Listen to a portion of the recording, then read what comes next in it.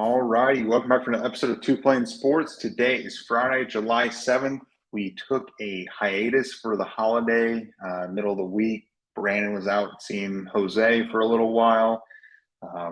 Jose can't hang with Brandon after a long weekend of hitting the ballpark and bars. So Jose's down for the count right now, and we're recording without him. So Brandon, how was your trip out there to see Jose since Jose's not here? Oh man, it's a blast. It's a trip I try to make every summer. It's just dick around. We don't do anything too productive. Sip some cold beers, hit some breweries. We did go to a Diamondbacks game for the 4th. It was kind of cool. Weather out there is really nice. I mean, it's hot, but I kind of prefer that. We just chilled. It's good to see Hose, But yeah, we're back to the grind now. Yeah, I think your end of video challenge should be about the hot or cold question that you asked me. But anyway, so we'll save that for later. That is a good question. Yeah.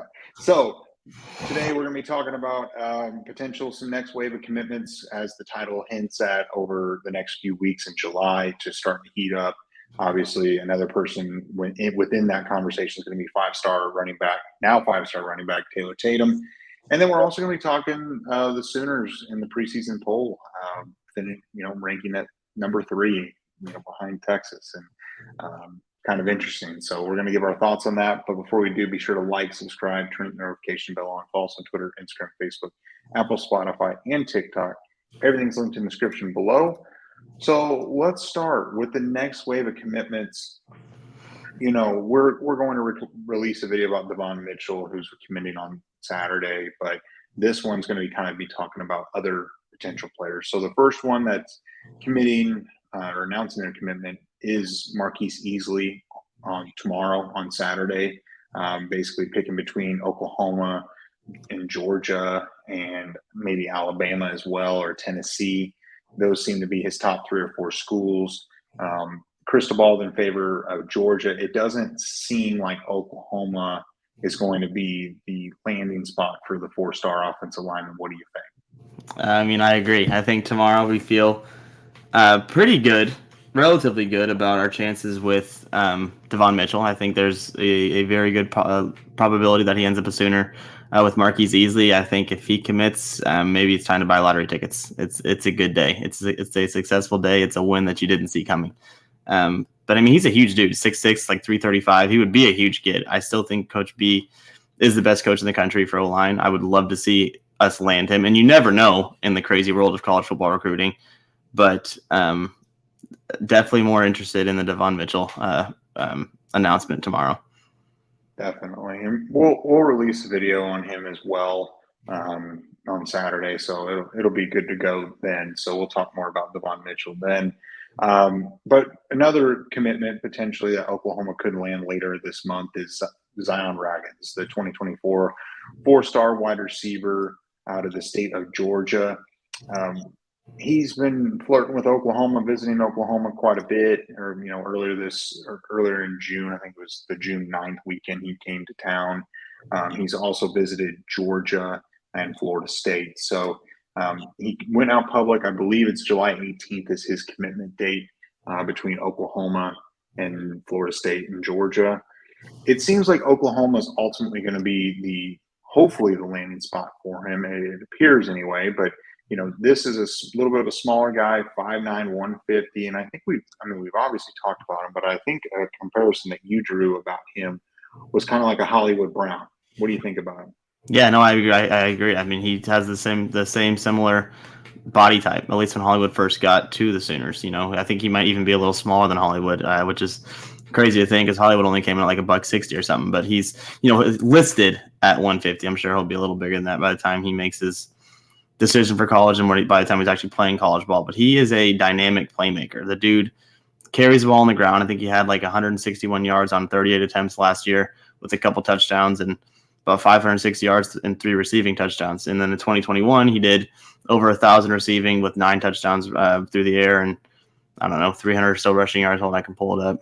229 rushing and 3 touchdowns in 2021. So he can do it all with the ball in his hands. You got to like that, especially in an offense like Jeff Lebby. I think you could run so many things for him. He can do jet sweeps or even take it straight up out of the backfield as a running back. We can maybe do some wild Sooner packages with Zion Ragins if he ends up, pulling the trigger and becoming a Sooner. There's a lot that he brings to the offensive table. Just a little smaller dude, but I mean, he's more than just a burner.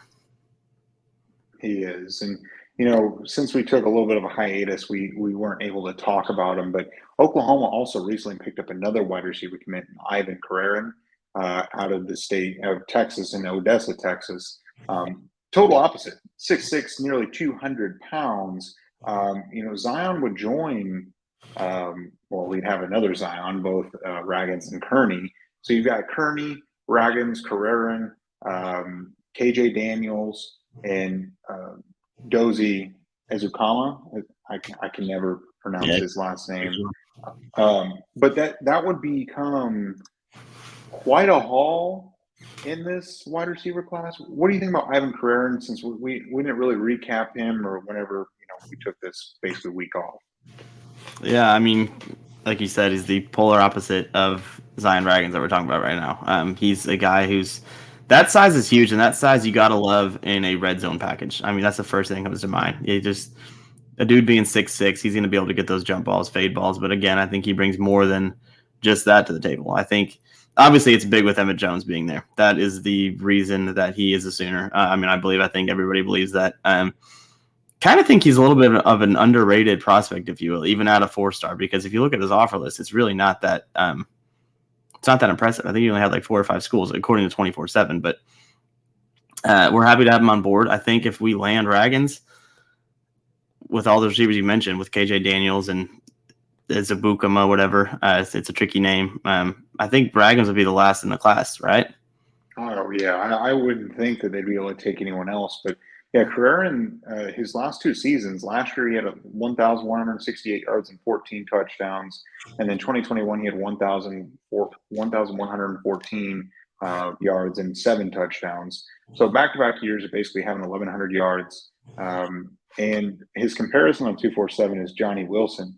And I think you might be familiar with Johnny Wilson with our Florida State preview, where you said Johnny Wilson sucks, and then Johnny Wilson goes for 200 plus on us. I didn't watch any Johnny Wilson games all season. Obviously, I was doing things, but yeah, he played well in that game against the Sooners, unfortunately. But it is what it is. If he's Johnny Wilson, I guess I think we'd be okay with it. We'd take it. I'd be happy with that. But yeah, this receiver class becomes really talented. You've got KJ Daniels and Zion would be both 5'9", and then you've got Zion Kearney at like 6'2", and then Dozie's at 6'2", I think, and then you got Carreon at 6'6". So you have all ends of the spectrum, and it's becomes a very crowded room that it's already somewhat like that, but this becomes even more whenever they show up on campus. The 24 class, it becomes even more competitive, which is a good thing. So Dozie's brother's coming on in fish camp too, from what I'm reading. Oh, yeah. I mean, we're rolling, right? We're rolling there. Yeah. And then another commitment, or hopefully they lock it down, is one of the most highly sought after prospects that Oklahoma's going after. That's Williams Nwaneri. Obviously, there's not much we need to say about his talent or his ceiling or anything. Most people that are watching this have heard of him, and probably have heard of him way more than they'd like to until he's committed. But being the number 1 defensive lineman, 5-star, number 3 overall player, I want to say, according to 247, it seems like he's going to narrow it down over the next month. And you would like to think that Oklahoma is still the leader. Now, I'm still a little nervous, just because obviously 5-star defensive linemen have not gone Oklahoma's way in recent memory. You think of David Hicks and Overton and Gabriel Brownlow-Dindy and all this, and you've got Georgia looming out there. Tennessee's out there. I mean, Georgia seems to have some momentum, and I don't know. I mean, do you think he's a Sooner? I mean, I think he is. It's just I'm just trying to be a little bit more pessimistic so I don't get my hopes up. No, honestly, I'm in the same boat. Like, I think the guy that we're the most comfortable with out of all of us is David Stone, and even with him, as you mentioned, with the 5-star D line thing, I'm not. I'm still confident, but I'm nervous still until we see it. I think with Joseph Ajone is the guy that I think is a really good example. I mean, as of we're recording right now, he's going to commit in like 50 minutes, I think, and there's still a chance. But I think we all think he's Georgia bound, and that's a guy that we once felt really, really strongly about too. Friend of the program. Yeah, friend of the program, and we felt really strongly there, and it doesn't. And again, I could look like an idiot as the time this drops tomorrow because he could announce Oklahoma, but I don't think it looks great for us. So yeah, I'm still gonna be nervous about Nwaneri just because of that stuff. But yeah, God, I hope we lock that one down. That just would be so big. But it's time. I think we got to start rolling on them. It's crazy with recruiting. Talking about this whole. Where you feel really good and then it could be totally different in a week. And it's like, how does that happen? And it just does. So I still feel like Williams Nwaneri is going to be in this class. I've been waffling back and forth. I'm sure if you go back and watch the videos, I've been going back and forth. I want to believe that he's going to be in this class. I just think that Oklahoma, with all the connections around that Kansas City area, I think Oklahoma ultimately wins out. Even if he does commit to Oklahoma, I don't feel comfortable until he signs. Yeah, because if Oklahoma struggles this fall, which I don't think they will, I think they're going to win 9, 10, 11 games in the regular season. If Oklahoma wins 7, that's when I'm concerned, not only about him but any other commitments that we have at that point. So we talked about that at length too on this program. This upcoming season is so big for us. Yeah.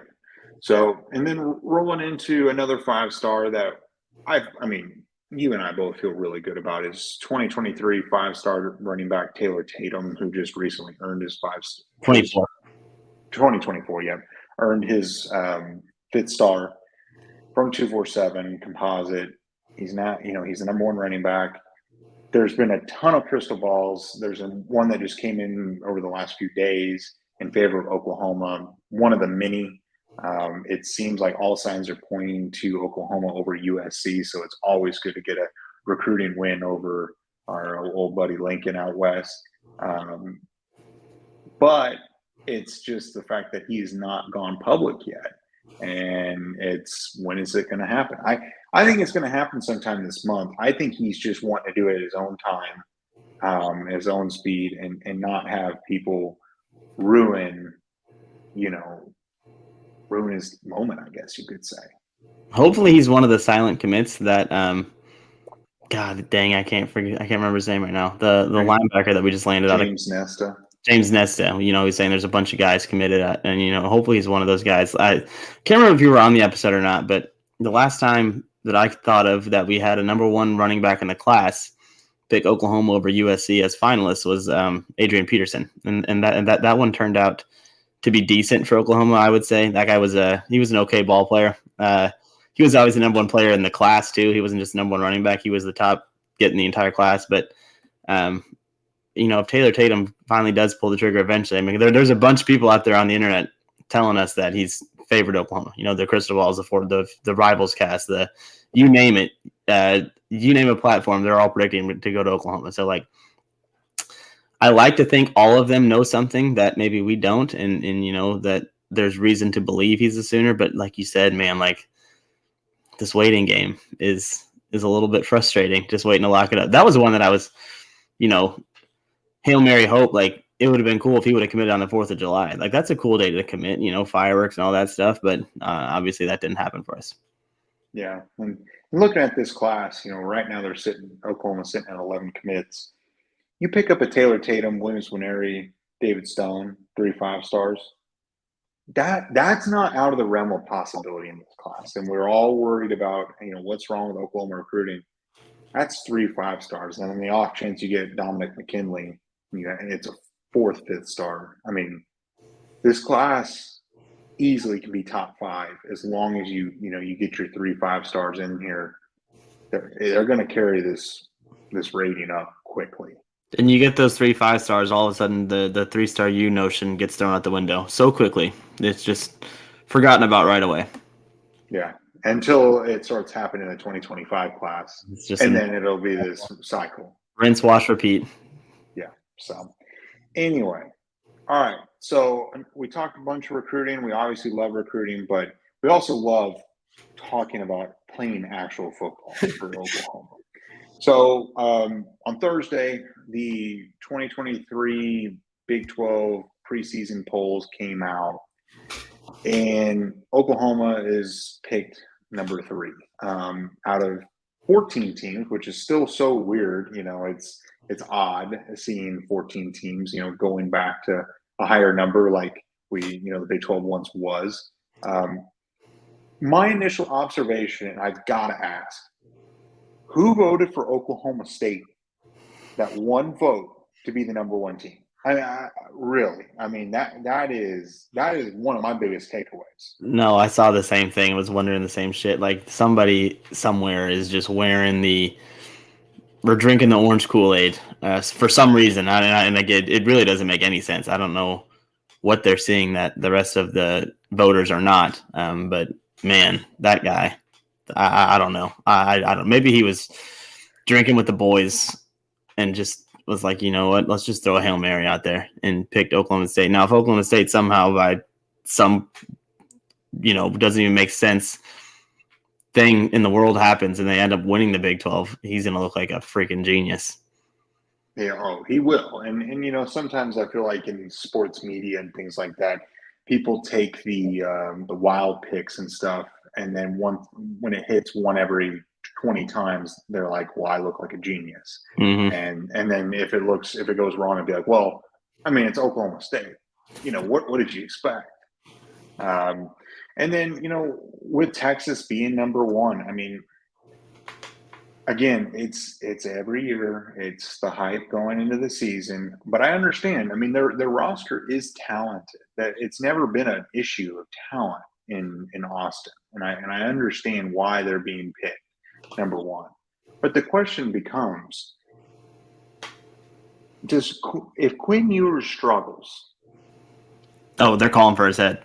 Oh yeah, Immediately. Immediately. Just really struggle. If Quinn Ewers, let's say week 1, obviously I think they play Rice, and he'll probably look like a god out there. He'll probably throw for 450 yards and 5 touchdowns, no picks, whatever. He'll probably do whatever he wants against Rice. Then next week they roll into Alabama. That's a little bit different of a game. I think that's the game they lose. I think most of America probably thinks they lose that game. But to your point, if Quinn Ewers goes into Alabama, and I don't even think he has to struggle. Let's say his stat line at halftime is like 15 for 26 for like 160 yards, a touchdown and a pick. That's that's not horrible. It's not great. It's it's right there. People are going to be on Twitter saying, "Put Arch in, we're going to win." No matter what, they're going to be.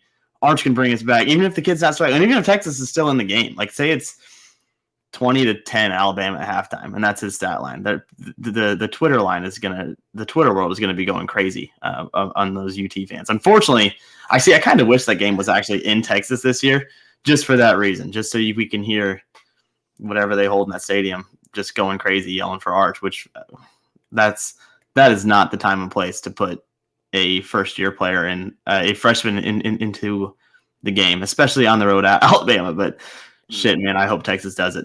Rattle his confidence right away. No, I know.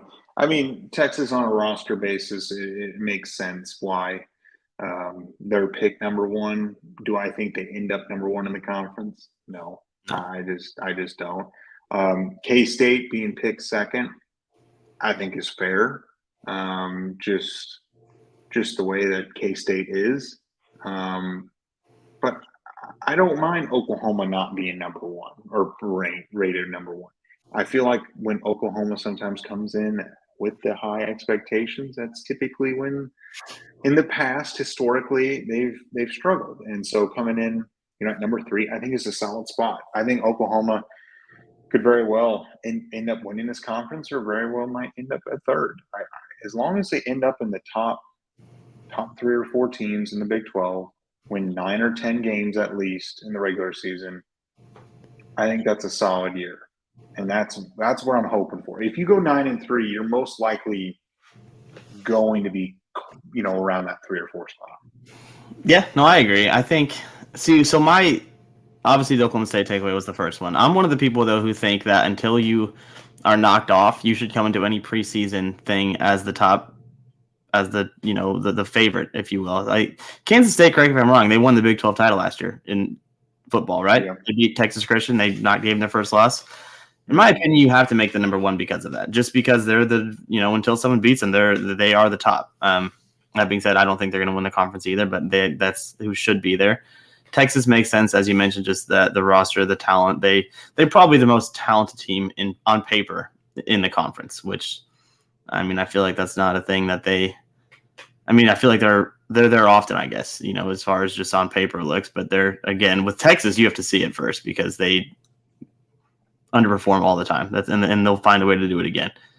If I'm predicting this shit, I think Oklahoma wins the game or wins the Big 12, or at least is in the conference championship game, which is going to be huge for us. But I guess we got to play the games first. You got to play the games. So anyway, I'm curious to hear what other people have to say, that are watching this video. What do you think? I mean, is 3 fair, too low, too high? I'm curious. But I don't have anything else unless you do. So are you predicting a third place finish in the Big 12? I just predicted at least a championship game appearance. We'll say that. I think Oklahoma ends up in the Big 12 championship.